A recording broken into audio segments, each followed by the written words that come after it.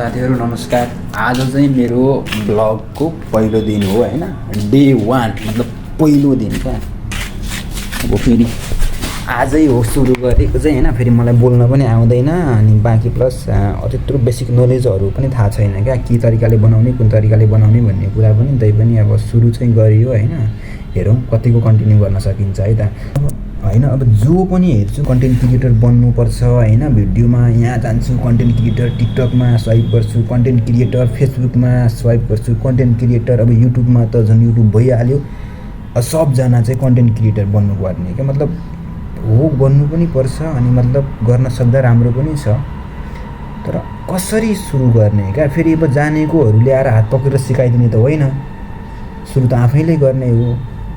तै पनि केले दिइरहेको छैन क्या हैन। अब कहिले के कतिखेर के अहिले बनाउन मन लाग्यो, फेरि एकछिनबाट दुनियाँले के भन्ला हो कि भन्ने पो तनाव लाग्छ। अब फेरि फलानु के भन्ला चिल्लानु के भन्ला भन्नेतिर जान्छ ध्यान। यसरी त फेरि कहिले पनि अघि बढ्न सकिन्छ जस्तो लाग्दैन मलाई पनि। सो त्यही भएर मैले पनि आज मेरो दिनको पहिलो ब्लग चाहिँ मतलब पहिलो भिडियो बनाएर फेसबुकमा लागेको ड्याङ पारेर हैन। मतलब फलो गर्न चाहिँ नबिर्सिनु होला है त। युट्युबमा त मैले लगाएको छैन हैन, केही दिनपछि सायद हेरौँ यहाँ कस्तो रिजल्ट आउँछ। यदि रिजल्ट राम्रो आयो भने चाहिँ युट्युबमा पनि सायद सुरु गर्छु होला।